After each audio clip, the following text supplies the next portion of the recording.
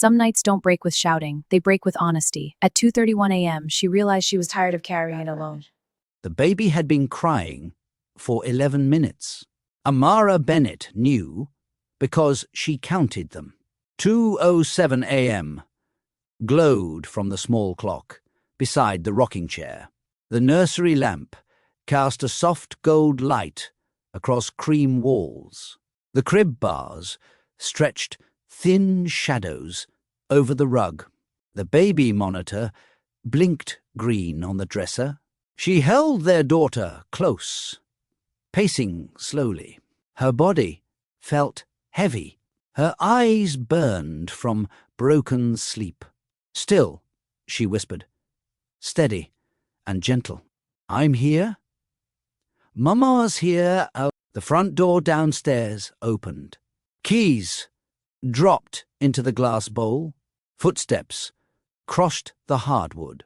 A jacket slid off broad shoulders. Viktor Sokolov paused at the nursery door. Tall, still, in his dark suit. Tie loosened, but not removed. He looked at the clock first, not at her. "You're still up?" he asked quietly. The baby cried louder. Amara did not answer. She shifted their daughter higher against her chest. "I had a late investor dinner," he added.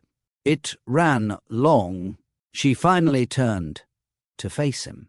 Her expression was not dramatic. It was tiring. Viktor stepped closer and reached for the baby. She handed her over. He bounced once, unsure. The crying continued. "Did she eat?" he asked. "Yes." "Did you?" "Yes." He exhaled, frustrated. "She doesn't usually cry like this." "She does," Amara said softly. "You're just not here when it happens." Silence filled the room. If you have ever felt alone in something that was meant for two, comment, "I see you" below, and subscribe for stories about love, growth, and second chances. Then she looked at him fully and said, calm and clear, "I am not your backup parent."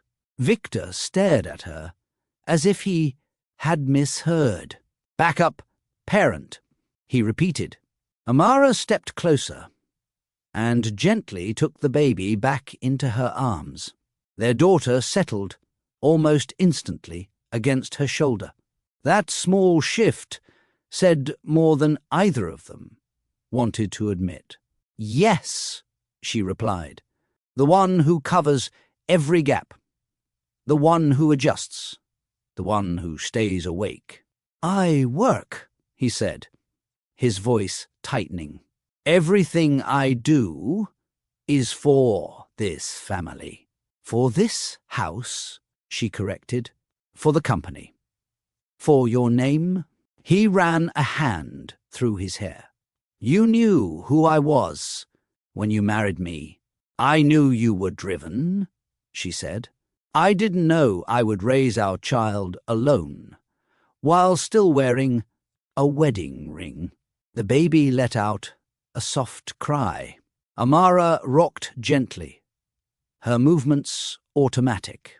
Viktor watched her, noticing how natural she looked, how practiced. "I'm here now," he insisted. "It's 2 a.m, she replied. "You're here because your dinner ended." That landed harder than she expected. He took a step back. "You think I don't care?" he asked. "I think caring and showing up are not the same." His jaw tightened. "That's unfair." "What's unfair?" she said quietly.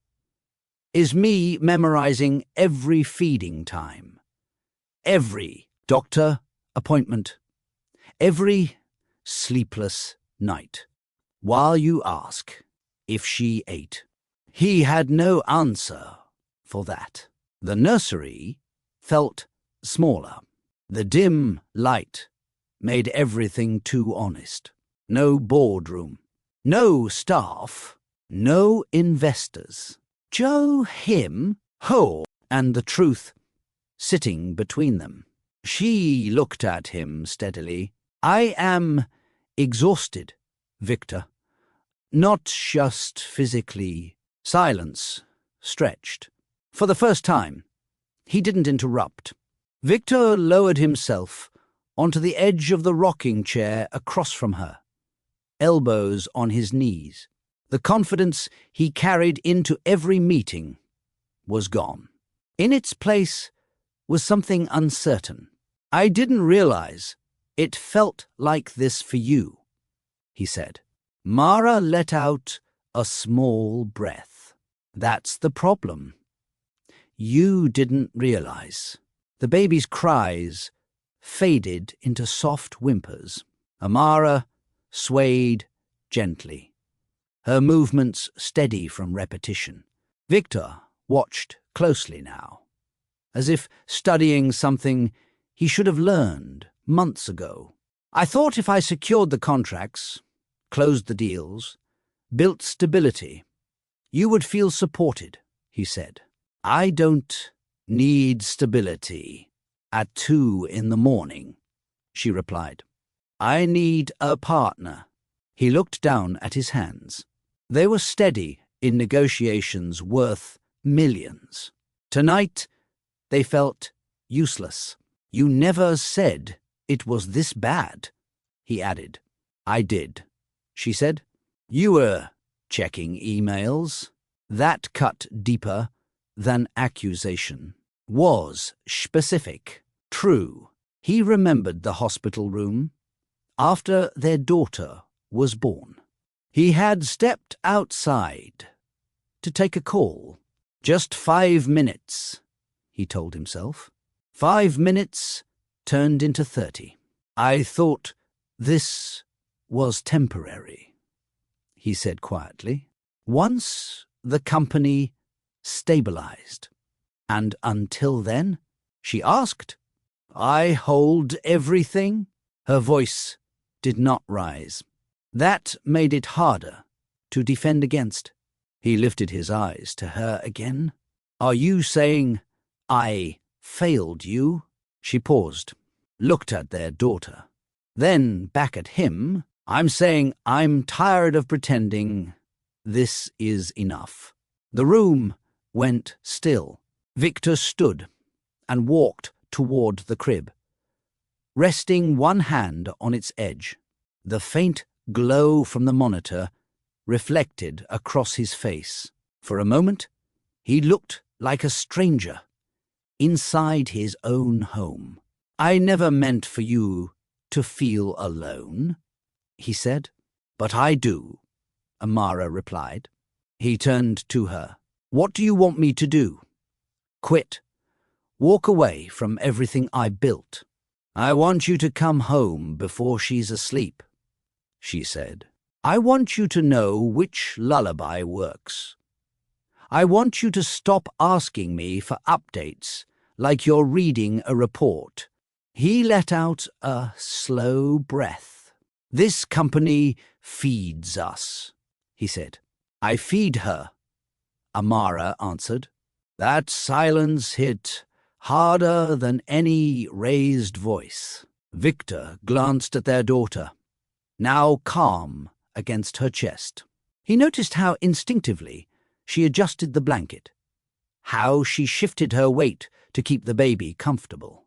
These were small things, repeated things, things he had missed. I thought providing was enough, he admitted. It's not, she said. Not for me. He moved closer again, lowering his voice. Are you saying you want to leave? The question hung between them. Amara looked at him for a long moment. There was no threat in her eyes, no drama, Just weariness. She did not answer. Instead, she focused on their daughter, pressing a soft kiss to the baby's forehead. Viktor waited, and the waiting felt heavier than any accusation. The rocking chair moved in slow rhythm, back and forth, back and forth. Their daughter's breathing evened out, small and steady, against Amara's chest. The storm had passed for now. The quiet that followed felt fragile. Viktor remained standing, as if afraid to sit again. "Say something," he urged softly. Amara kept her eyes on the baby. "If I leave, it won't be because I stopped loving you." His chest tightened. "It will be because I cannot keep loving you alone."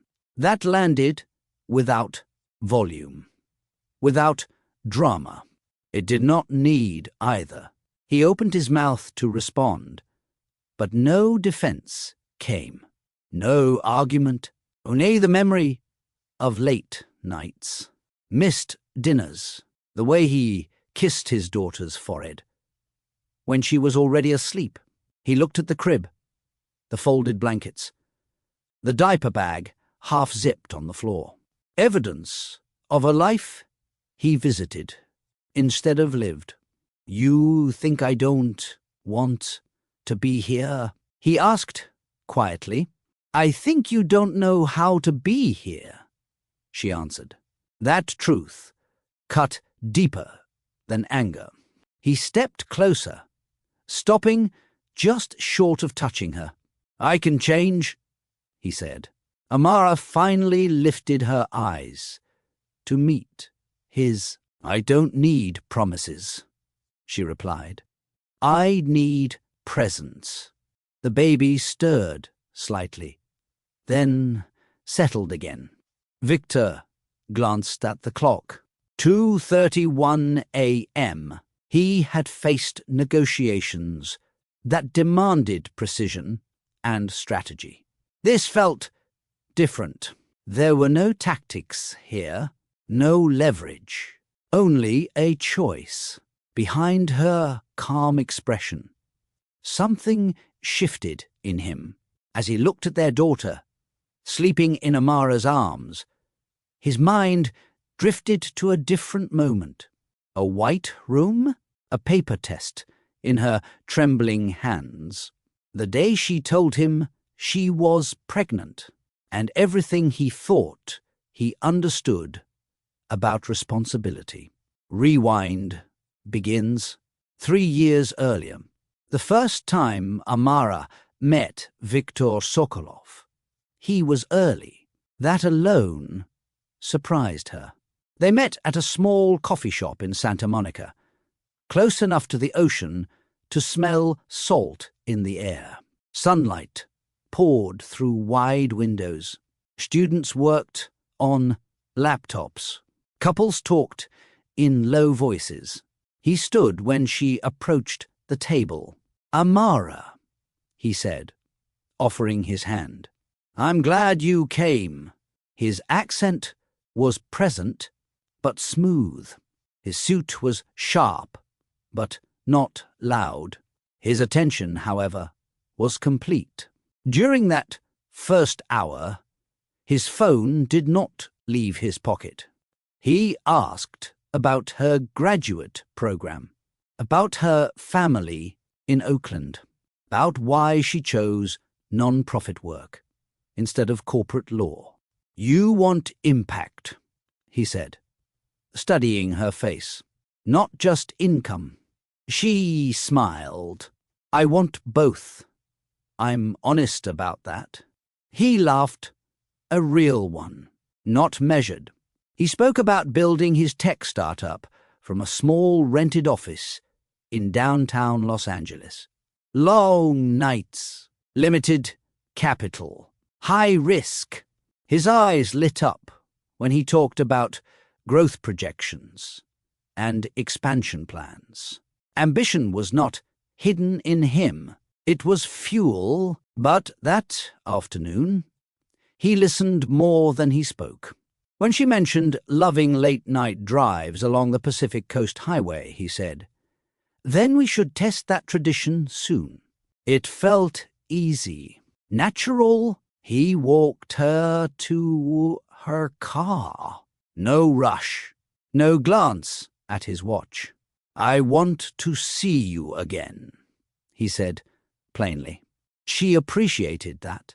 There were no games, no guessing. In the beginning, Viktor showed up early. The second date lasted 5 hours. They started with dinner in West Hollywood, then ended up walking along the pier in Santa Monica, shoes in hand, the Pacific wind tugging at her curls and flattening his hair. He did not seem to care. Viktor spoke about risk, the way other men spoke about hobbies. "If you wait for certainty, you never move," he told her. "You calculate, then you act.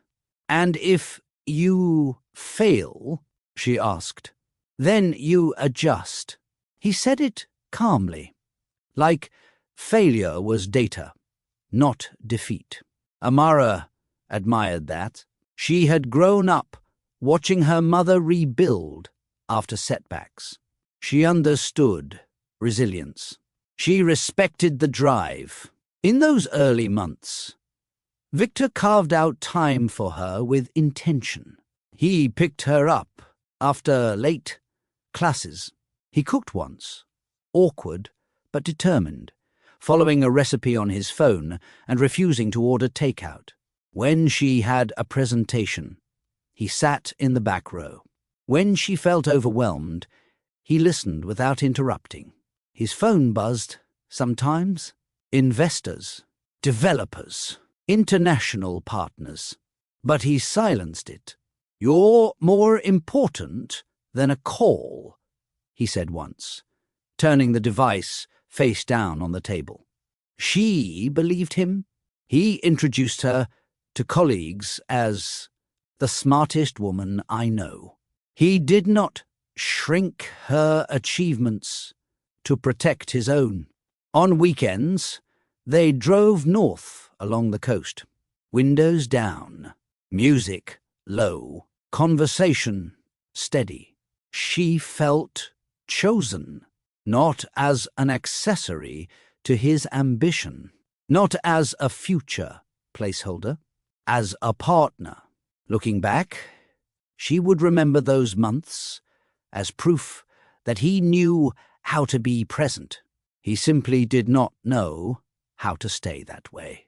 The shift did not arrive all at once. It began with one contract. A major investor from San Francisco expressed interest in scaling Viktor's company statewide. The opportunity was massive. Expansion meant credibility. Credibility meant dominance in a competitive market. "I need to focus for a few weeks," he told Amara one evening. Laptop open on the kitchen counter. "This could change everything." She nodded. "I understand." And she did. At first, the changes felt temporary. Dinner reservations became takeout at home. Weekend drives shortened into quick coffee breaks between meetings. He still kissed her forehead before leaving, still texted during the day, but his phone buzzed more often. One night at a restaurant in Beverly Hills, as she told him about a case she was working on, his screen lit up again. He glanced at it, hesitated, then reached for it.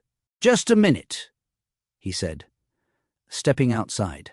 She watched through the glass window as he paced the sidewalk, one hand in his hair, voice sharp with urgency. He returned 15 minutes later, apologetic. "Sorry, it's important." She smiled. I know she meant it. Yet something subtle had shifted. His attention, once steady, now felt divided. Even when he was physically present, part of him seemed elsewhere, calculating numbers, rehearsing pitches. When she mentioned it gently, he brushed her hand. "It's just this season," he said. "Once we close this deal, I'll breathe again." She wanted to believe that he had always delivered on his promises. Still, that night, as they drove home in silence, his phone vibrated again in the cup holder. He did not ignore it. The company grew faster than either of them expected. New office space in downtown Los Angeles. New hires. New investors flying in from New York and abroad. Viktor moved through it all with focus and precision. Amara attended the launch party for the expanded headquarters. She stood beside him in a fitted navy dress while cameras flashed. He introduced her to board members, his hand firm at the small of her back. She believed in this before anyone else, he told them. She smiled, proud, but later that night, back in their apartment, he opened his laptop before removing his shoes. "I just need to send one thing," he said. One thing became 40 minutes. She sat on the couch, watching the city lights from the balcony. The ocean breeze did not reach this far inland. "Come sit with me," she called gently. In a minute, the minute stretched. She walked over and closed the laptop herself. Lightly, not aggressively. "You said after this deal, you'd breathe," she reminded him. He rubbed his temples. "This is the breathing. Expansion is stability. And us?" she asked quietly. He looked up at her, confusion flickering. "What about us?" She searched his face. Nothing dramatic had happened. No betrayal. No harsh words. Just distance, measured in small moments. "I miss you," she admitted. He stood then, pulling her into his chest. "I'm right here," he said. She rested her head against him. Physically, he was. Emotionally, he was already negotiating tomorrow. Later that week, during dinner at home, his phone buzzed again. He glanced down. She noticed. He answered. 2 weeks later, Amara stood alone in their bathroom, staring at a small white stick in her hand. 2 lines. Clear, certain, her breath caught, not from fear, but from the weight of it. She sat slowly on the edge of the tub. The morning light filtered through the blinds, thin and pale against the tile floor. Outside, traffic moved along the street below. Life continued without pause. She pressed a hand against her stomach. A baby. Their baby. For a moment, a quiet smile formed. She pictured Viktor's reaction the first time he would hold their child. The way he would plan, prepare, research everything. He approached life with intensity. Fatherhood would be no different. Then her smile faded slightly. He had left early that morning. Meeting in Palo Alto. He had kissed her cheek while scanning emails. "Big week," he had said. "Everything depends on this." Everything? She looked down at the test again. Where did this fit inside everything? She imagined telling him tonight over dinner, or waiting until the weekend when he would be less distracted, or writing it down so he would read it slowly, instead of between calls. Her phone buzzed. A message from him. The meeting ran long. Might be home late. Don't wait up. She stared at the screen. The joy was still there. Strong, real, but beneath it sat hesitation. Not because she doubted his love, because she wondered if he had room for this news inside the life he was building. She placed the test back in its box and tucked it into the drawer. She would tell him, just not tonight. Amara told him on a Sunday evening. She chose that night carefully. No meetings scheduled. No investor calls pending. Viktor had left his laptop in the bedroom and was standing at the stove, attempting pasta with full concentration. "You're quiet," he said, glancing over his shoulder. "Something wrong?" She walked toward him slowly, heart steady but full. "Nothing's wrong," she said, "but something's changing."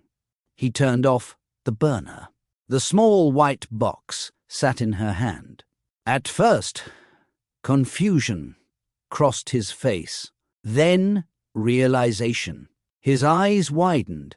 "Amara," he said, almost whispering. She nodded. For a moment, he did not move.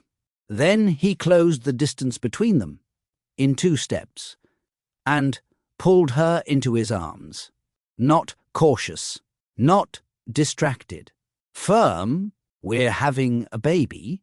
he asked, as if confirming a miracle. "Yes," he laughed, the sound open and unguarded. He lifted her slightly off the ground before setting her down again, hands framing her face. This is everything," he said. She searched his expression for hesitation. There was none. "I will step up," he told her. "Whatever changes we need, we make. I will be there. For you. For our child." He meant it. She could see that. He began talking immediately about health plans, bigger spaces, scheduling adjustments. Research mode activated. Intent clear. She felt relief flood her chest. Maybe this was the shift. Maybe fatherhood would ground him in ways success never could. He placed his hand gently against her stomach. "I promise you," he said softly, "you won't do this alone." The next few weeks felt hopeful. Viktor downloaded parenting apps. He read articles late into the night, not about market forecasts, but about prenatal nutrition and trimester milestones. He asked her how she felt every morning before checking his phone. "Are you tired? Any nausea? Did you schedule the first appointment?" He attended the first doctor visit with her, sitting upright in the small examination room, listening carefully as the nurse explained early development stages. When they heard the faint heartbeat for the first time, his fingers tightened around hers.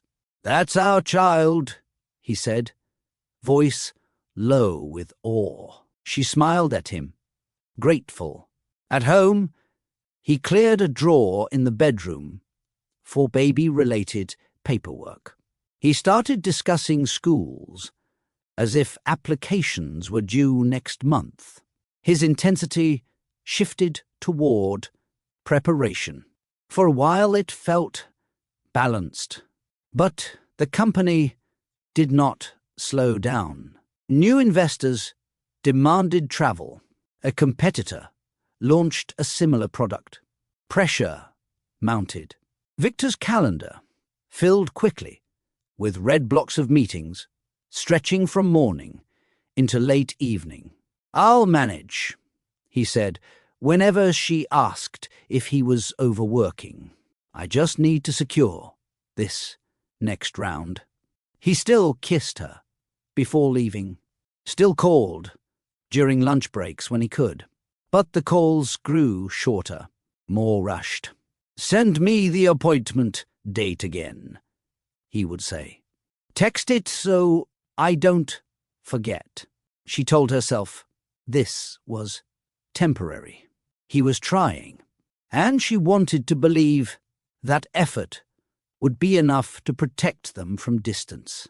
By the second trimester, Viktor's company had entered a critical phase. A major funding round depended on a presentation he had been preparing for months. Investors from San Francisco and overseas were flying in. The stakes were high. Expansion would secure long-term growth. Failure would stall momentum. The date of the pitch landed on the same week as her first full ultrasound. She noticed the conflict before he did. It's Thursday at 10 in the morning, she reminded him gently one night as they reviewed their shared calendar. He scanned the screen, his jaw tightened for a second. I have the investor briefing at 9, he said. I'll make it work. You don't have to rush, she replied. Just be there. I will, he assured her. I promised. The word promise lingered. In the days leading up to the appointment, he worked late each night. Slide decks covered the dining table. Coffee cups gathered beside his laptop. When she passed by, he would look up and smile, but his eyes remained half-focused on numbers and projections. You're overdoing it, she said once. This is the last stretch, he replied. After this, we stabilize. Tubility.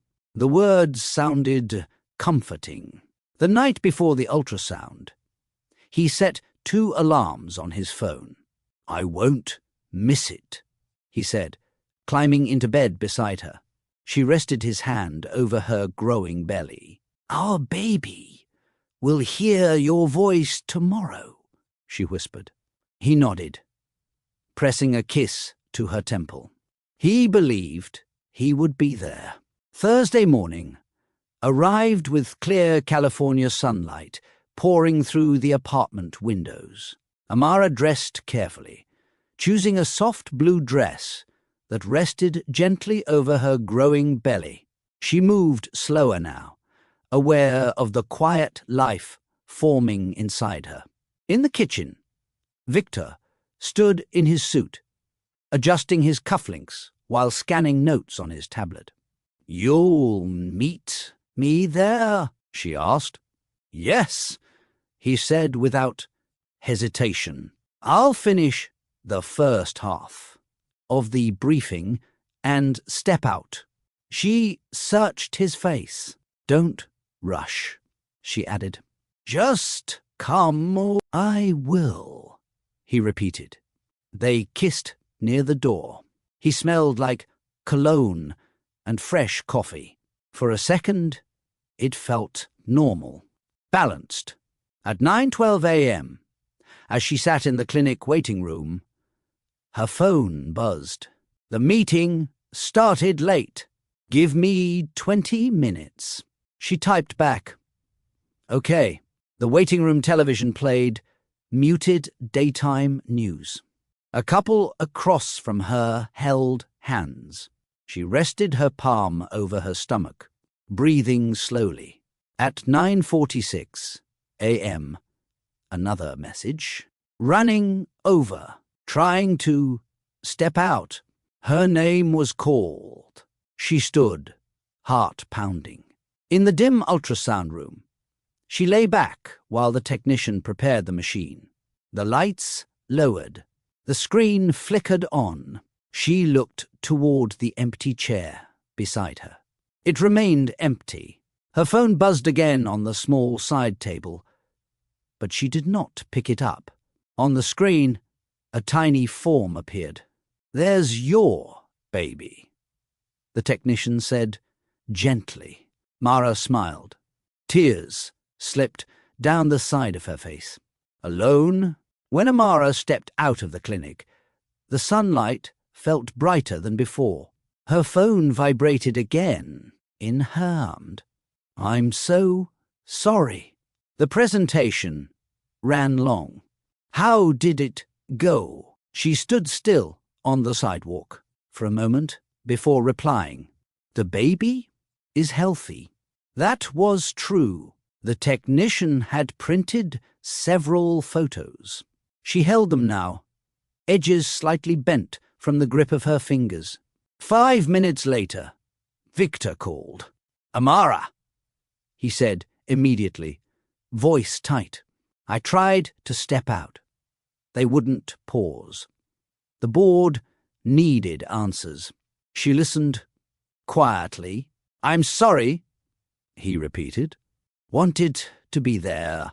"I know," she said. And she did know. That was the hardest part. He did not miss it, because he did not care. He missed it, because he believed securing the future mattered more in that moment than witnessing it. "I promise I won't miss the next one," he said. "I'll block the whole day if I have to." She looked down at the ultrasound photo. A small outline, a life forming. "Okay," she replied softly. That night, he came home early. He studied the printouts with genuine focus, asked questions, pressed his ear playfully to her stomach, even though it was too soon. His intention was sincere. But as she placed the ultrasound photo on the fridge, she could not forget the empty chair beside her that morning. Have you ever believed someone's promise because you wanted to? Tell me in the comments. The hospital room was quiet, except for the soft hum of machines and the faint rustle of blankets. Amara lay back against the raised bed, exhausted but alert, eyes fixed on the small bundle in the nurse's arms. Her hospital bracelet pressed lightly against her wrist. The name printed there felt unreal. "Mother, ready?" the nurse asked. Viktor, he stepped forward, carefully. For the first time in years, his hands did not look steady. The nurse placed the swaddled newborn into his arms. Viktor froze for half a second, adjusting his grip as if he were holding something fragile and priceless. "She's smaller than I imagined," he whispered. Amara smiled, watching closely. His suit jacket hung over the chair. His sleeves were rolled up. His expression, usually sharp and composed, softened in a way she had never seen before. "Our daughter," he said quietly, looking down at the baby's face.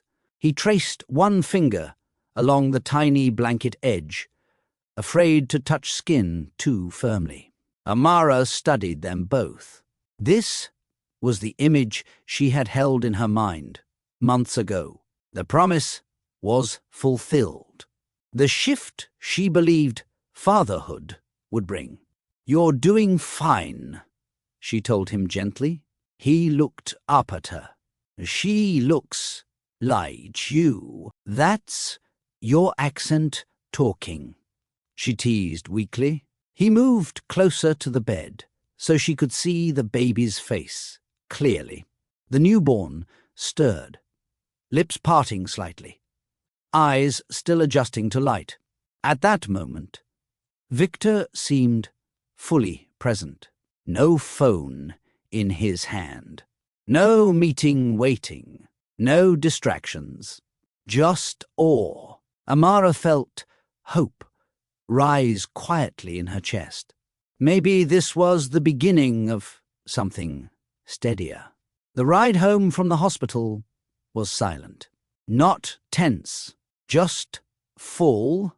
Amara sat in the back seat beside the car seat, one hand resting lightly on their daughter's chest, watching the rise and fall of tiny breaths. Viktor drove carefully, both hands on the wheel, eyes sharper than usual. "She breathing okay?" he asked for the third time. "Yes," Amara said softly. "She's fine." The California sun streamed through the windshield.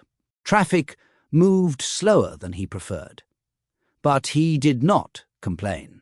When they pulled into their building's parking garage, he turned off the engine and sat still for a second. "This is real now," he said quietly. "It's been real," Amara replied with a tired smile. Inside the apartment, everything looked the same, yet different. The crib stood ready, diapers stacked neatly on the dresser, bottles sterilized and lined up like preparation for an exam. Viktor carried the baby inside with deliberate care. "Tell me what to do," he said. Amara guided him through the first diaper change at home. He followed instructions precisely, brows furrowed, determined not to make mistakes. "You're doing great," she reassured him. The first night, he stayed awake beside her. He brought the baby to her for feedings, refused to sleep deeply. "I don't want you doing this alone," he said. She believed him. The second night was harder. The baby cried longer. Mara's body ached. Viktor had an early morning call with investors. "I'll take this one," she whispered. He hesitated. "You're sure?" "Yes." He kissed her forehead and went back to bed. It felt small. It wasn't. By the end of the first week, time lost its structure. Day blurred into night. Feedings every 2 hours. Laundry folding into itself. Bottles sterilized and restocked like a quiet assembly line. Amara moved through it all with instinct, growing stronger each day. She learned their daughter's different cries. The hungry cry, the uncomfortable cry, the one that meant she simply wanted to be held. Viktor tried to follow her lead. He held the baby carefully before leaving for work. He asked for updates during lunch breaks. How much did she eat? Did she nap? She okay? By the second week, the calls grew shorter. "Can we talk later?" he asked one afternoon. "I'm walking into something important." Important. That word returned often. He began staying later at the office again. "Just until things settle," he said. The baby did not understand corporate timelines. At 2 a.m., when their daughter cried, and Amara rocked her under the dim nursery lamp, Viktor sometimes slept through it. Other nights, he stirred but did not rise. "You have that presentation," she reminded him once. When he started to sit up, he lay back down slowly. In the morning, he would look at the baby with fresh energy, guilt masked by enthusiasm. "She looks bigger already," he would say. Amara smiled faintly. She noticed something he didn't. She no longer needed to think before acting. Her body responded automatically to every sound, every shift in breathing. Motherhood was becoming muscle memory. For Viktor, it was still scheduled. By week 3, exhaustion settled into Amara's bones. She stopped setting alarms for night feedings because she woke before the baby cried. Her body adjusted to broken sleep. Her movements grew efficient. She could warm a bottle in the dark without turning on a light. Viktor, meanwhile, returned to full days at the office. "I can't take more time off," he said one morning while adjusting his tie. "The board is watching this quarter closely." She nodded, shifting the baby from one shoulder to the other. "I know," and she did, but knowing did not make it easier. That evening, he came home after 9. The apartment was dim, except for the soft glow of the nursery. He found Amara there, sitting on the edge of the bed, their daughter asleep against her chest. "You didn't eat?" he asked, noticing the untouched plate on the kitchen counter.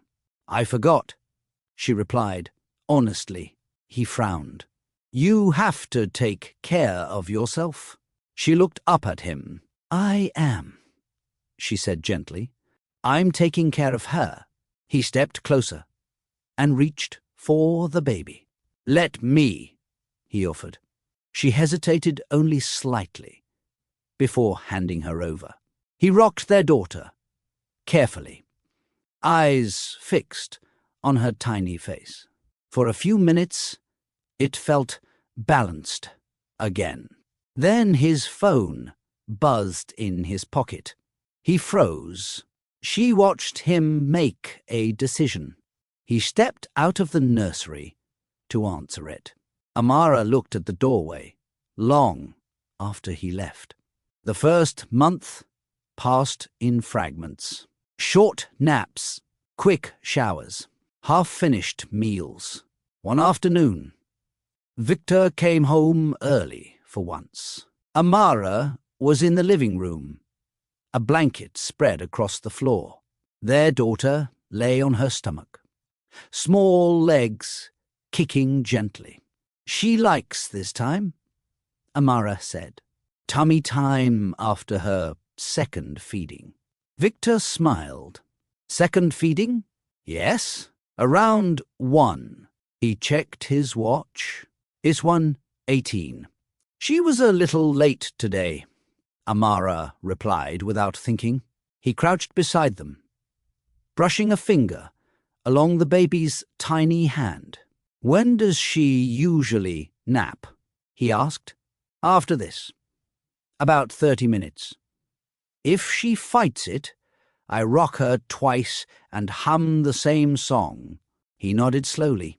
"And at night?" he continued. 10, then 1, then 4, she answered automatically. He looked at her. "How do you remember all that?" She paused. "I don't remember," she said. "I live it." You're doing great. The room I hope so. grew quiet. He's so He peaceful. He's realized perfect. he did not know the pattern. Not precisely, not instinctively. He participated when he was home, but she carried the full map in her mind. Later that night, as he prepared for a conference call, she stood in the nursery alone again. She knew the rhythm of their daughter's breathing, the timing of her hunger, the small signals before a cry began. She also knew something else. She knew their baby's schedule better than the man who helped create her. That knowledge felt isolating. By the second month, the nights belonged entirely to Amara. The pattern was familiar now. Cry, rock, feed, burp, read. At 1:03 a.m., their daughter stirred again. Amara slid out of bed quietly, careful not to wake Viktor.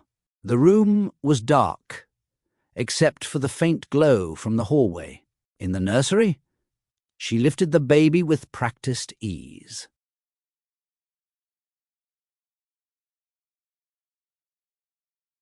In the nursery, she lifted the baby with practiced ease. No hesitation, no confusion. "I've got you," she whispered. From the bedroom, Viktor's voice floated out, thick with sleep. "Is she up again?" "Yes." A pause. "I have that early call," he muttered. "I'm exhausted." She stood still for a moment. "So am I," she thought. But she didn't say it. "It's okay," she replied softly. "Go back to sleep." The words tasted different now. Less generous, more automatic. She rocked their daughter under the dim lamp. Outside, the city was quiet. Inside, the baby's small breaths filled the room. At dawn, the kitchen sink held unwashed bottles. A half-drunk glass of water sat on the counter. Amara moved through the space slowly, one hand holding the baby, the other rinsing dishes. Viktor entered at 7:15 a.m., refreshed, showered, tie straight. "Rough night?" he asked. She woke twice. He nodded sympathetically, pouring coffee. "You're amazing," he said, kissing her cheek. "I don't know how you do it." She gave a tired smile. He didn't. The third month brought routine. Routine brought quiet distance. At night, when their daughter cried, Amara no longer waited to see if Viktor would move.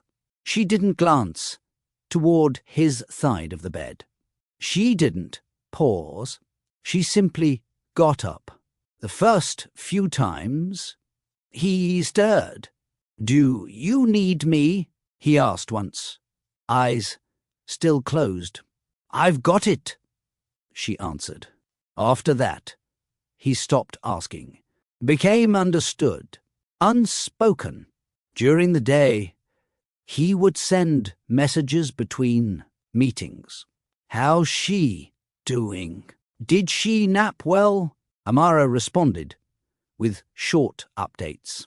Feeding times, sleep lengths, diaper counts, facts. She noticed something subtle shifting inside her.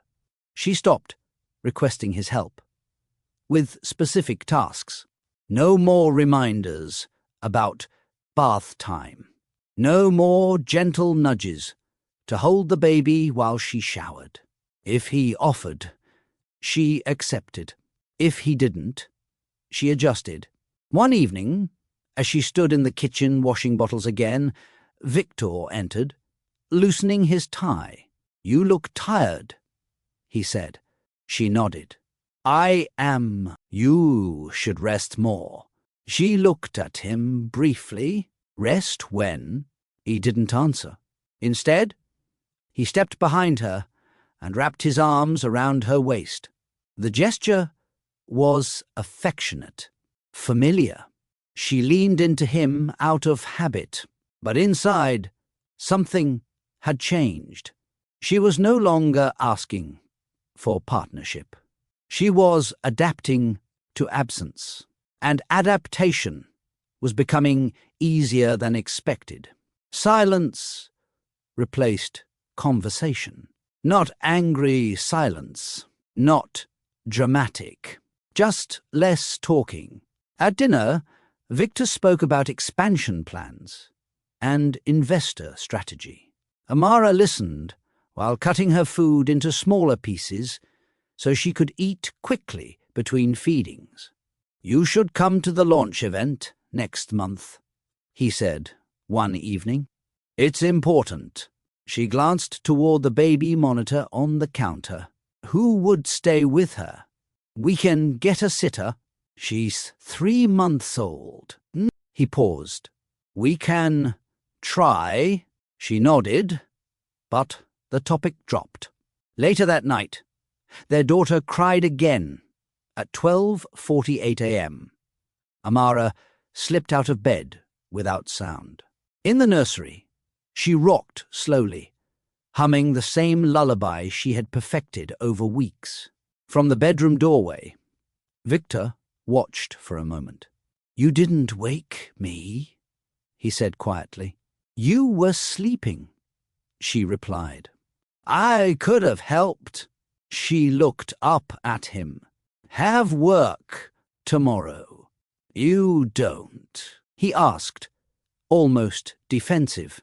She gave a small smile. This is my work. The baby quieted against her chest. Viktor stood there, unsure whether to step forward or return to bed. After a few seconds, he turned back down the hallway. Mara continued rocking. She realized she no longer felt disappointment when he walked away. That frightened her more than anger would have. The change did not announce itself. It showed up in small ways. Amara stopped updating Viktor about every detail. If the baby had a slight fever that passed quickly, she handled it. If she scheduled a pediatric appointment, she placed it on the shared calendar without mentioning it twice. He noticed the shift, but did not name it. One afternoon, her friend Tasha came over with takeout and gentle relief. The apartment felt warmer, with another adult voice inside it. You look thinner, Tasha said, eyeing her carefully. I'm fine, Amara replied. Just tired. They sat at the kitchen table, while the baby napped in the bassinet nearby. Is he helping? Tasha asked, quietly. Amara hesitated. He works hard, she said first. That's not what I asked. Amara traced the rim of her cup with her finger. He loves her, she answered. He just lives in another world most days. Tasha leaned back. And you? Mara looked towards the nursery. I'll stay, she said softly. For him? Tasha pressed. Mara shook her head. For the baby. The words felt heavier once spoken aloud. From the hallway, a floorboard creaked. Neither woman noticed. Viktor had returned early to grab a forgotten folder. He paused just outside the kitchen doorway, hearing only the last sentence. For the baby. He stood there, still. Viktor did not enter the kitchen. He remained in the hallway, folder in hand, listening to the low murmur of their conversation continue. Tasha's voice softened. That's not enough, Amara. I know, Amara replied quietly. But right now, it has to be. The baby stirred in the bassinet. Amara stood immediately, lifting her with instinctive care. She pressed a gentle kiss to her daughter's forehead before swaying in place. Viktor watched from the doorway, unseen. He saw the ease in her movements, the rhythm he no longer recognized as foreign, but as constant. He saw the way she adjusted the blanket without looking, the way their daughter relaxed instantly against her. He heard his own absence inside her words. For the baby, not for him, not for them. He stepped back slowly, before either woman could notice him. The front door closed more quietly than usual. In the car downstairs, He sat behind the wheel without starting the engine. He replayed the sentence again. She wasn't angry. She wasn't threatening to leave. She had simply recalculated her reasons for staying. Upstairs, Amara rocked their daughter near the window, unaware he had been there at all. Something inside Viktor shifted, not loudly, not dramatically, but enough. The present rushed back in with the sound of the rocking chair, back and forth, back and forth. 2:31 a.m. The nursery light remained dim. The baby slept against Amara's chest, unaware of the fracture widening in the room. Viktor stood a few feet away, the echo of her earlier words still pressing against him. I stayed for the baby. He cleared his throat. When did you start feeling like this? Amara did not look up immediately. Wasn't one moment, she said. There were many. He stepped closer, lowering his voice. You think I don't see what you do, or I think you see pieces, she replied. You don't see the whole. He bristled. I work 14-hour days. I work 24, she answered. That silenced him. She continued, calm but firm. I track her feedings. I schedule her appointments. I know what cry means. I know how long she can stay awake before she melts down. I know when she's about to get sick before the fever shows. He looked at their daughter, then back at her. I thought we were a team, he said. A team doesn't need one person to carry the entire weight, she replied. The baby shifted slightly, fingers brushing against Viktor's sleeve. He hesitated, then extended one finger, her tiny hand wrapped around it, instinctively. He stared at the contact. For a second, something in his expression changed. Not defensive, unsettled. Amara watched him notice what he had been missing. The silence that followed felt heavier than their argument. Viktor gently eased his finger, free from their daughter's grip, and straightened.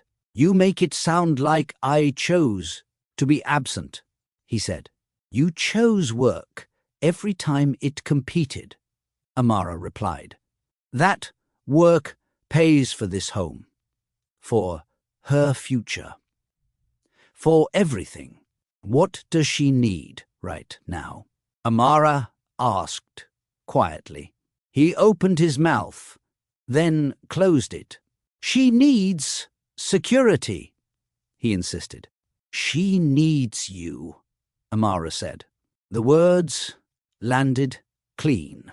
He ran a hand through his hair, pacing once across the nursery. You think I enjoy missing things? You think I don't feel pressure every day?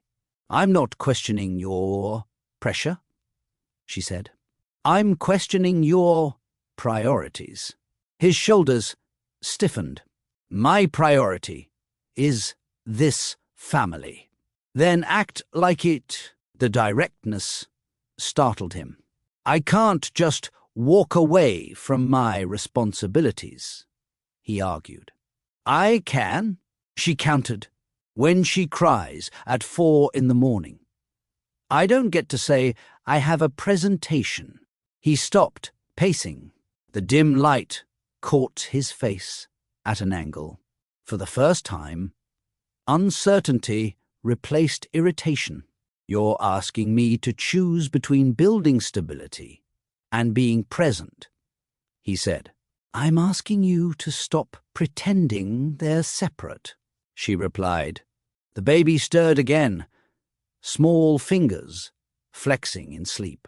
Viktor looked at her, really looked, not at the accusation, at the exhaustion beneath it. The truth hovered between them. He could defend himself. He could listen. Viktor stopped pacing. The room felt smaller now, honest in a way boardrooms never were.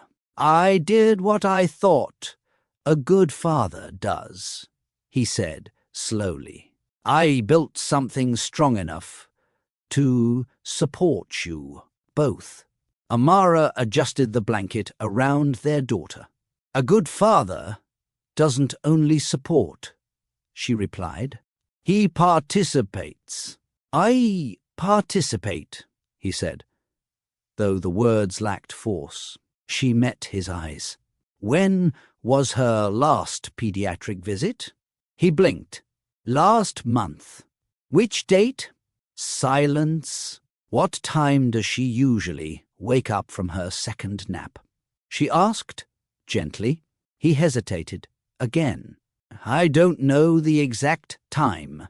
"That's my point," she said. There was no mockery in her voice, just clarity. "I know your board meeting schedule," she continued. "I know when your investors fly in. I know which contract you're negotiating next week. You don't know the rhythm of your own, oh child." The truth settled heavily between them. He inhaled sharply, as if preparing to argue again. Instead, he stopped. His gaze drifted to their daughter's face, the tiny curve of her cheek, the slow movement of her chest. He had been measuring success in revenue growth and market share, not in moments missed. The defensive edge in him softened. His voice lowered. "Tell me what I've missed." The sentence surprised even him. Amara paused.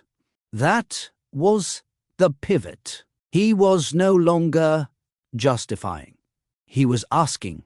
Amara studied his face carefully.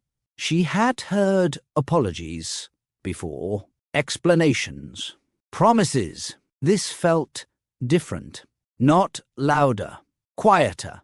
"You've missed her patterns," she began softly. "The way she rubs her eyes when she's about to get tired. The way she turns her head when she's overstimulated. The small cough she does before she gets congested." He listened without interrupting. "You've missed how she smiles more in the mornings," Amara continued. "How she settles faster when someone hums instead of rocks." His jaw tightened slightly, not in anger, but in recognition. "I thought she just cried," he admitted. "She communicates," Amara said. "You just haven't been here long enough to learn her language." The baby shifted again, stirring, but not waking. Viktor stepped closer instinctively. This time, "I didn't realize how far behind I am," he said quietly. "You're not behind," she corrected. "You're absent." The word hit harder than accusation. He nodded slowly. "I kept thinking, once the company stabilized, I'd have space," he said. "But it never stabilizes. There's always another level." "And she keeps growing," Amara replied.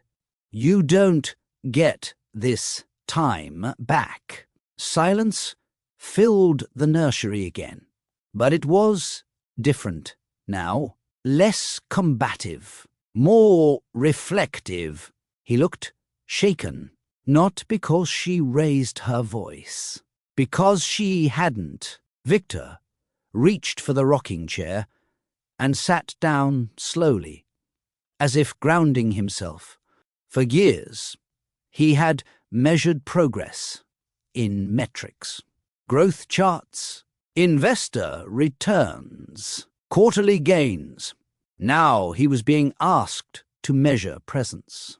I don't want to be a visitor in my own family, he said. Amara watched him carefully. Then don't be, she replied. He looked at their daughter again, this time not as something fragile to admire, but as someone learning him in real time. What does she do in the mornings? He asked, quietly. Amara blinked, surprised by the question. She stretches first, she answered. Then she makes this small sound.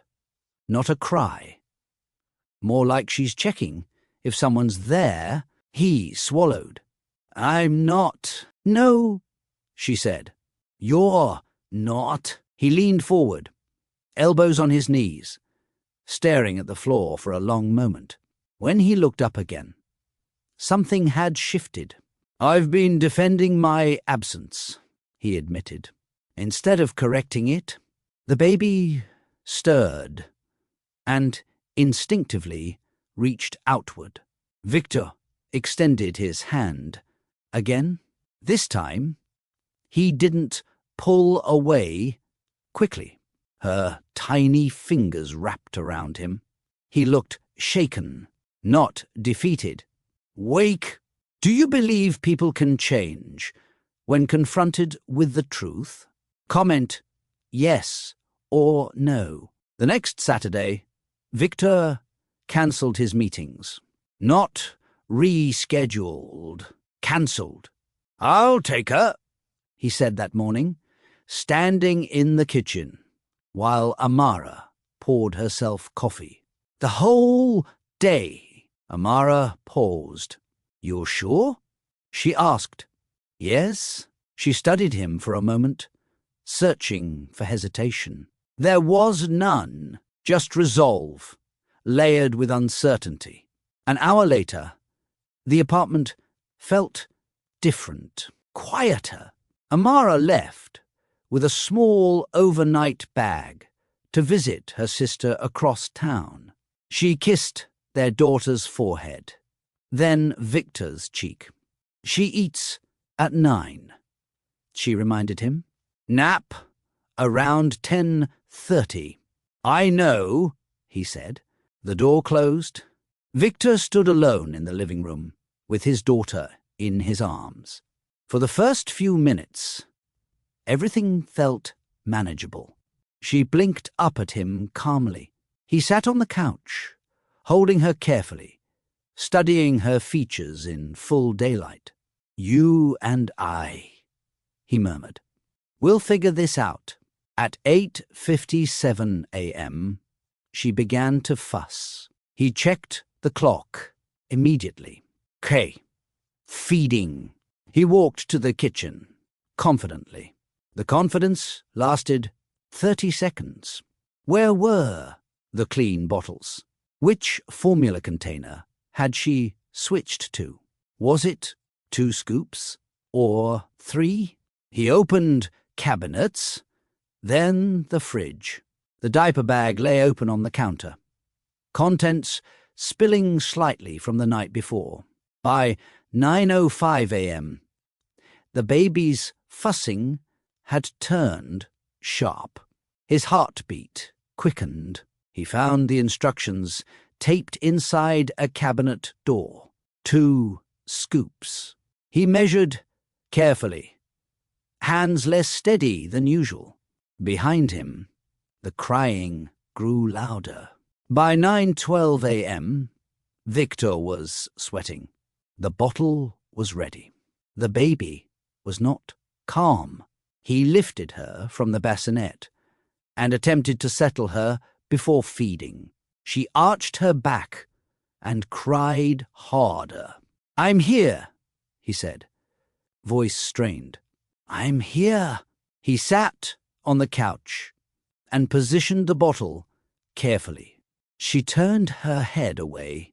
He adjusted, tried again. The crying intensified. He glanced at the clock. Mara would have had her settled by now. The thought irritated him. Not at her, at himself. He stood, pacing the living room, with the bottle in one hand and the baby in the other.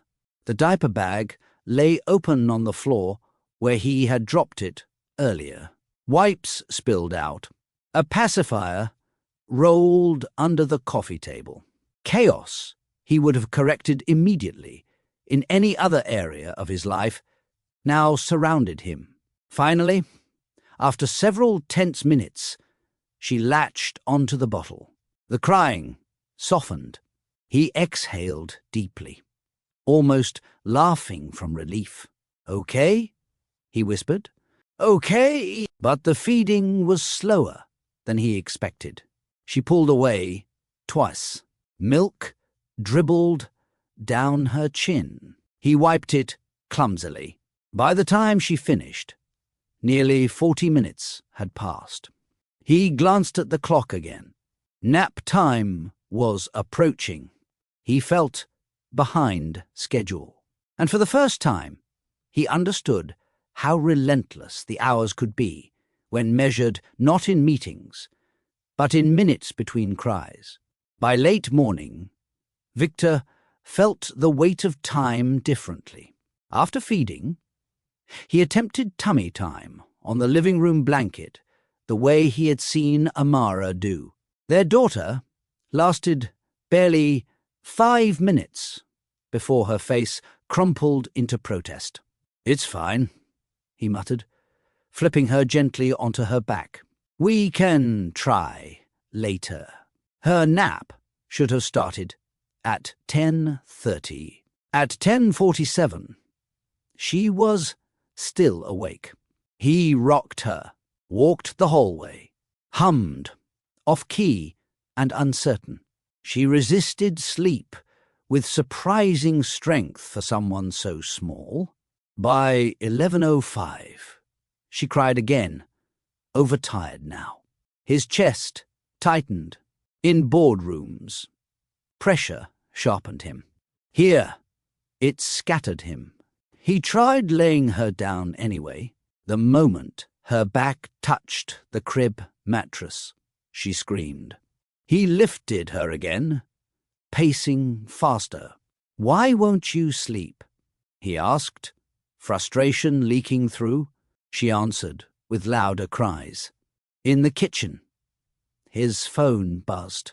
Instinctively, he reached toward it. He stopped himself. The sound continued. He let it ring out. By noon, she finally drifted off in his arms. He stood frozen, afraid to move. His shoulders ached. His shirt was damp at the collar. He lowered himself slowly onto the couch, careful not to wake her. The apartment was quiet. For the first time, he noticed how quiet it must feel for Amara during the day. Not peaceful, isolating. The quiet did not last long. At 12:38 p.m., the baby woke up, crying again. Viktor checked the clock, calculating instinctively. Too soon for another full feeding. Maybe discomfort. Maybe gas. He lifted her carefully and attempted to burp her the way he had seen Amara do. Pat. Pause. Pat again. Nothing. The crying grew sharper. He walked toward the window, bouncing lightly. The California sun poured into the living room, too bright for his tired eyes. He adjusted the blinds with one hand, while holding her with the other. She did not settle. He checked the diaper. Full. He moved quickly to the changing table, fumbling with wipes and tabs. The diaper bag still lay half open from earlier. Supplies spilled out in disarray. He cleaned her carefully, whispering apologies when she kicked. When he finished, she continued crying. "What am I missing?" he muttered. He paused. Amara had once mentioned a specific hold for gas relief. He tried to remember it. He repositioned her across his forearm, supporting her head. Within seconds, the crying softened. He froze. Then relief washed over him. "You just needed comfort," he said quietly. "Not fixing. Comfort." He sat down, holding her close. For months, Amara had been absorbing this constant rhythm, alone. The invisible labor, the uncounted minutes, the emotional vigilance. He looked around the apartment. It no longer felt organized. It felt demanding. By evening, Viktor felt drained in a way no investor meeting had ever caused. The diaper bag still lay open near the couch. Bottles needed washing. A burp cloth hung over the armrest. His once-pressed shirt was wrinkled from hours of holding and pacing. He managed the final feeding of the day with more confidence. He recognized the early signs now, the small shift in her body, before a cry formed. "You're learning me," he whispered. Or maybe he was learning her. After she finally fell asleep in the crib, he stood there longer than necessary, watching the steady rise and fall of her chest. The apartment was quiet again. He walked into the bedroom, intending to change his shirt before Amara returned. That was when he noticed the journal on her nightstand. Wasn't hidden, just closed. A pen tucked inside. He hesitated, then opened it. The page, dated 3 weeks earlier, caught his eye. "I don't know how to keep asking for help without feeling needy. I feel married, but alone most nights.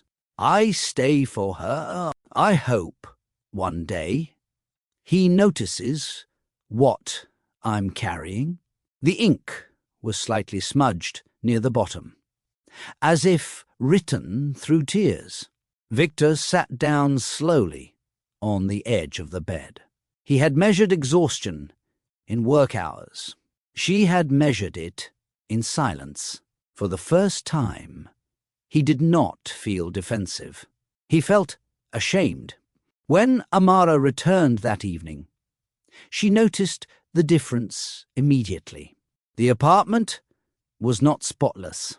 The diaper bag still sat half open near the couch, but Viktor was sitting on the floor beside the crib, watching their daughter sleep instead of checking his phone. "You're back," he said softly, standing. "How was the day?" she asked carefully. He didn't rush his answer. "Hard," he admitted.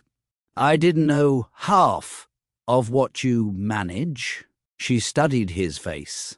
No defensiveness, no performance, just honesty. The next morning, something shifted again.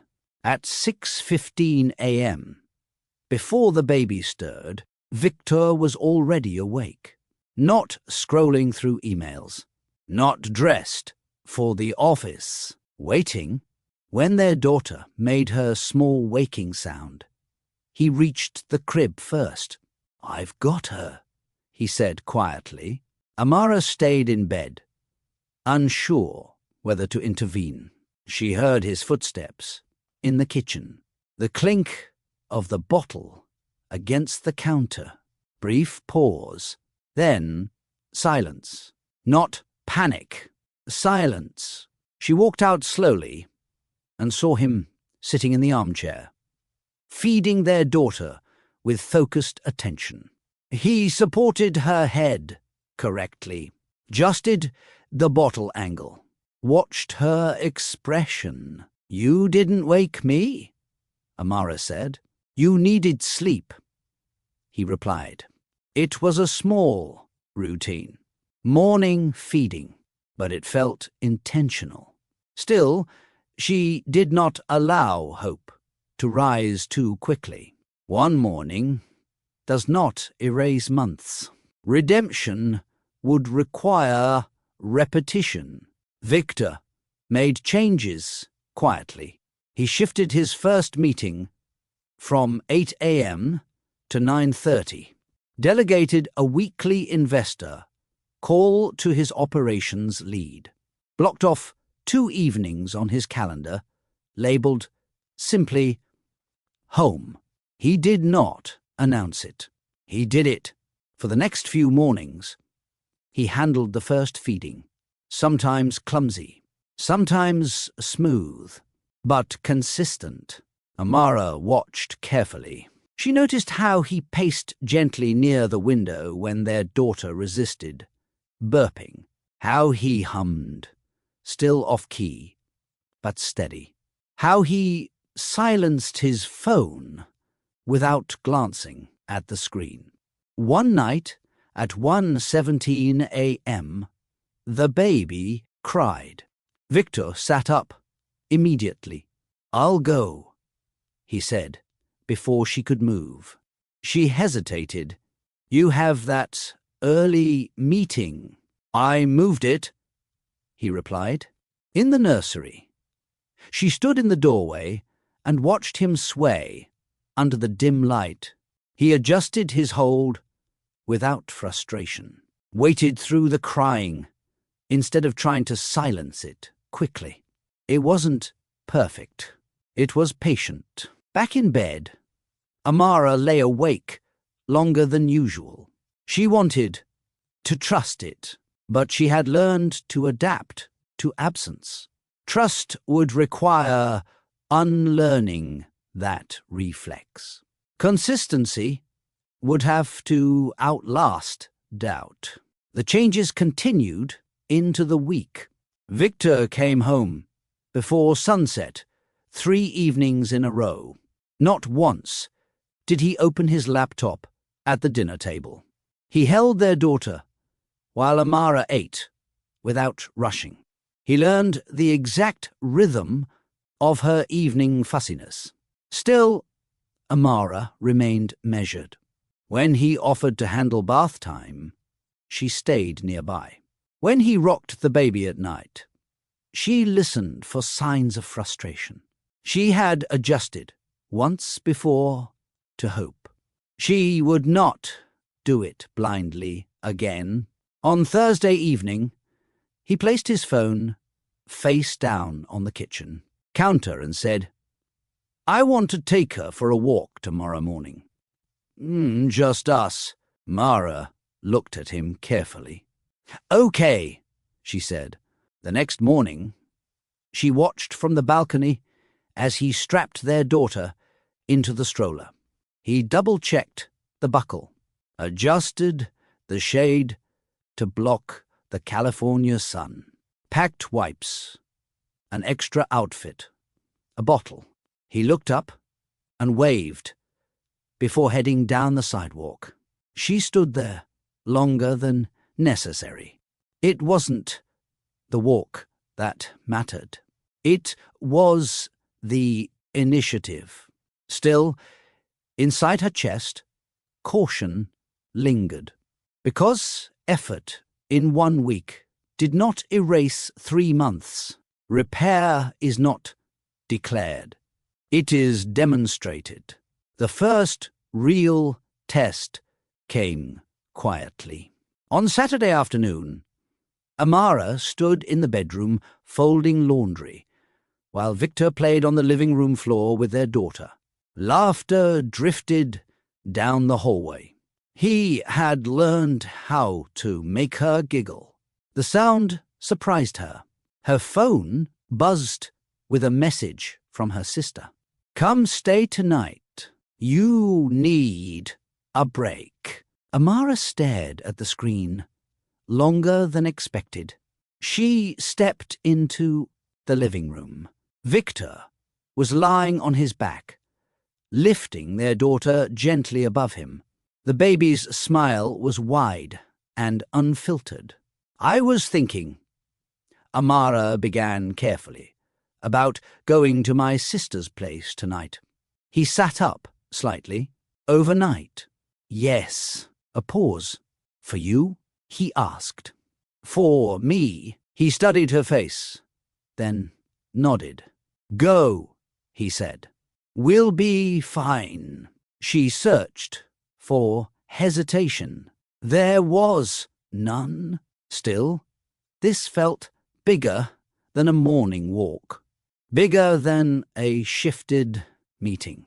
Overnight meant unpredictability, midnight cries, unexpected fussiness.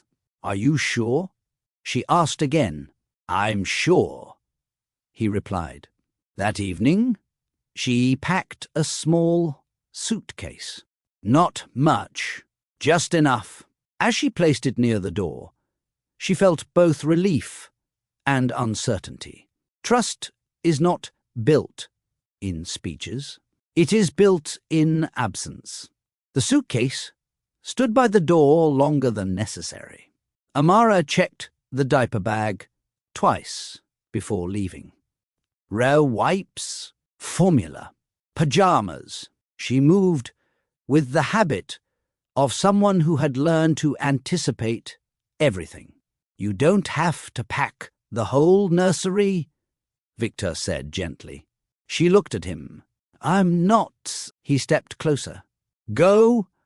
I've got her." Their daughter stirred in his arms, tiny fingers gripping the fabric of his shirt. Amara leaned down and kissed her forehead, then looked at Viktor one more time. "If she wakes at 10, rock her before feeding," she said. "I know." "If she—" "I know," he repeated softly. The door closed behind her. The apartment felt different instantly. Quieter. Viktor stood in the center of the living room, baby in his arms, the suitcase's absence echoing in the space. That night tested him. At 10:08 p.m., she cried. He followed the rhythm he had been practicing. Rock first, feed second, patience in between. At 1:14 a.m., she cried again. He paced the hallway, whispering softly until she settled. By 4:02 a.m., exhaustion pressed hard against him. He did not retreat to bed. He stayed. Across town, Amara lay awake in her sister's guest room, staring at the ceiling. Trust requires distance, and distance reveals truth. The emergency came without warning. It's late Tuesday afternoon. Amara was back home, reviewing case notes at the dining table, while their daughter played on a blanket nearby. Viktor had returned early and was handling the late feeding. He lifted the baby after her bottle, resting her against his shoulder. Then she coughed. Once, twice, harder than usual. Her small body stiffened. Her face reddened quickly. Mara froze.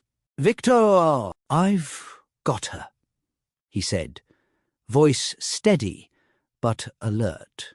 He adjusted her position immediately, supporting her head, patting her back with controlled firmness. The cough turned sharp. Then a brief, terrifying silence. Amara's breath caught. He didn't panic.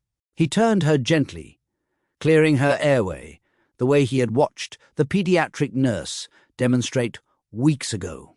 "Breathe," he murmured calmly. "You're okay." The baby gasped and began crying loudly. The sound flooded the room with relief. Still, Viktor did not hesitate. "We're going to urgent care," he said. Not frantic, decisive. Within minutes, they were in the car. He drove steadily, one hand occasionally reaching back to touch the car seat as reassurance. At the pediatric clinic, fluorescent lights hummed overhead. He held their daughter firmly but gently while the nurse examined her. "Mild reflux irritation," the doctor explained. "Common, not dangerous." Amara's knees felt weak.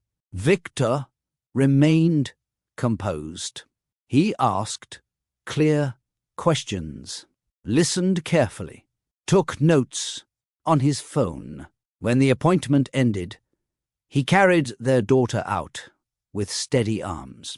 Not shaken, grounded. The hospital waiting area had emptied by the time they left. Outside, the air felt cooler than usual. Viktor strapped their daughter into her car seat with careful precision. He checked the buckle twice, adjusted the straps, rested his palm briefly against her tiny chest before closing the door. In the driver's seat, he did not rush to start the engine. "She's okay," Amara said, softly.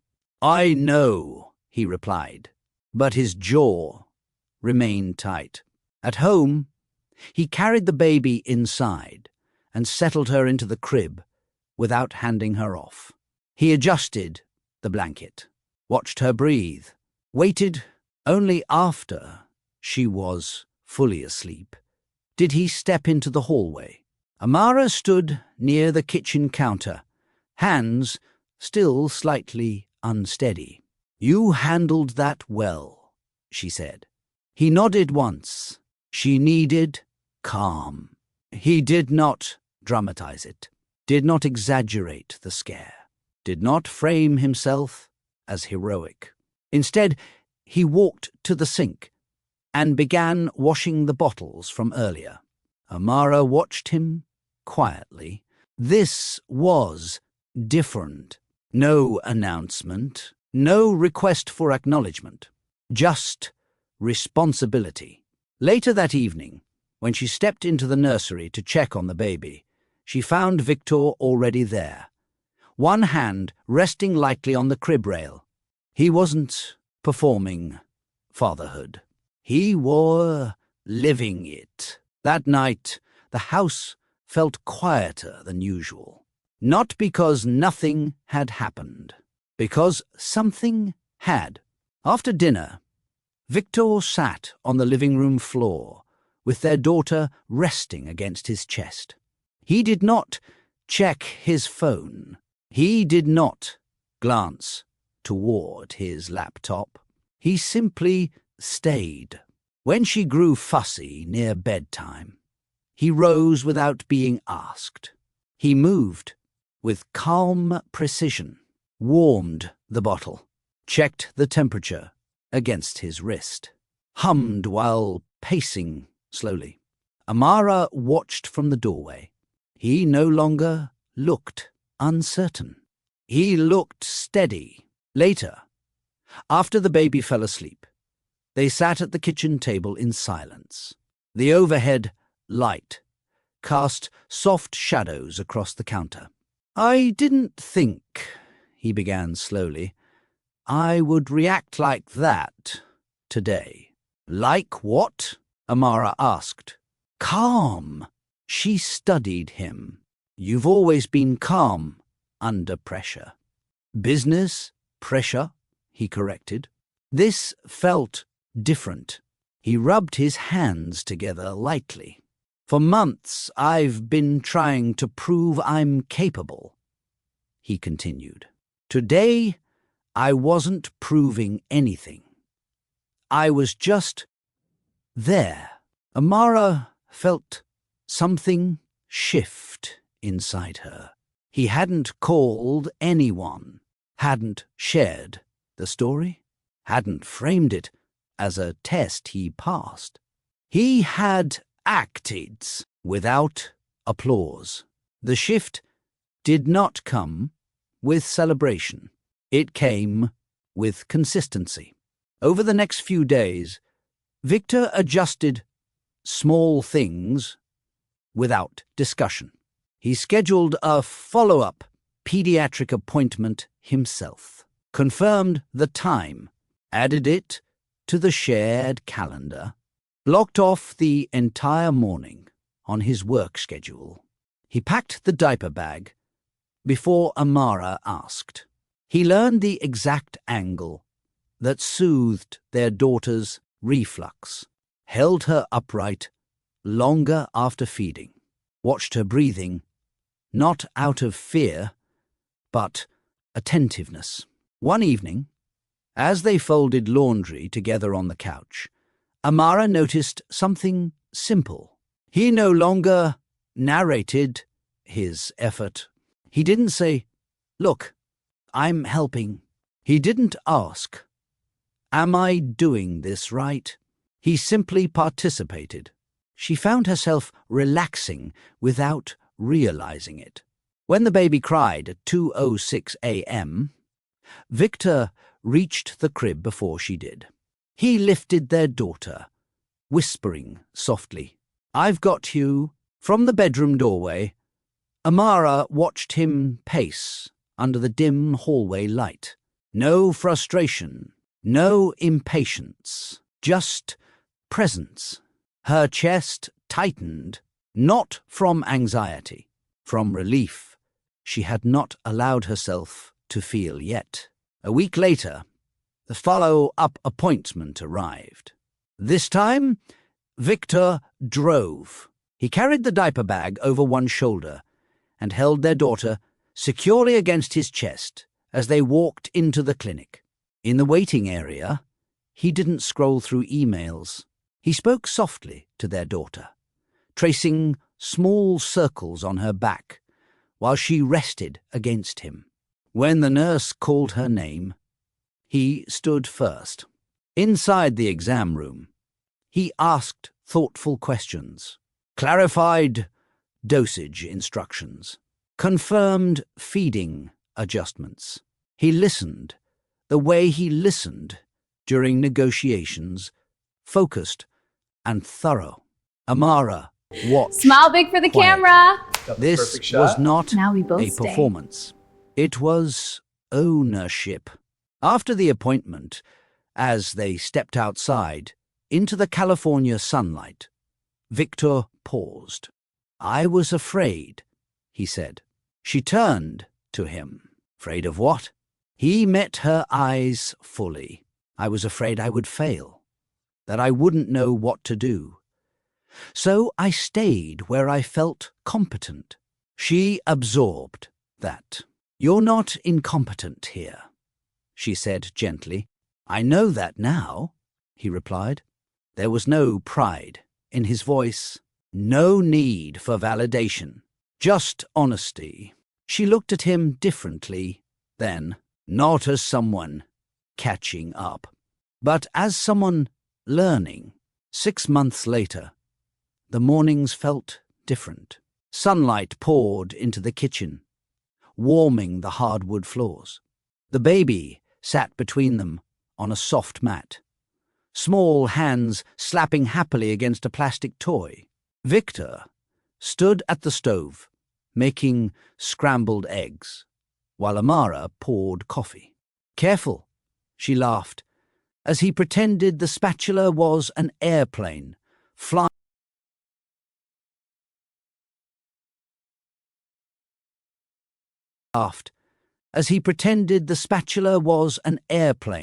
flying toward their daughter. He grinned, fully awake before his phone. Their daughter squealed. There was no rush in the room, no quiet resentment hovering beneath routine. At 7:12 a.m., when the baby made her familiar pre-cry sound, Viktor glanced at Amara and smiled. "I've got her," he said, already moving. He lifted their daughter effortlessly, kissing her cheek before settling into the armchair for the morning bottle. Amara leaned against the counter, and watched. She did not feel the urge to supervise. She did not wait for him to ask what came next. He knew the bottle angle, the gentle burp afterward, the small hum she liked. Outside, traffic moved along the street below. Inside, laughter filled the space. The balance was not perfect, was practiced, and this time she did not feel alone in it. The rhythm of their home no longer felt fragile. It felt lived in. After breakfast, Viktor cleared the table while Amara changed their daughter's outfit. He moved without being prompted, rinsing dishes, wiping counters, setting the coffee mugs aside. "Big meeting today?" she asked casually. "Moved it to the afternoon," he replied. "Mornings are ours." She noticed he said it simply, not as a favor, as a fact. On the living room floor, their daughter rolled onto her stomach and laughed at something only she understood. Viktor dropped down beside her, exaggerating a surprised expression that made her giggle louder. Amara stood back for a moment.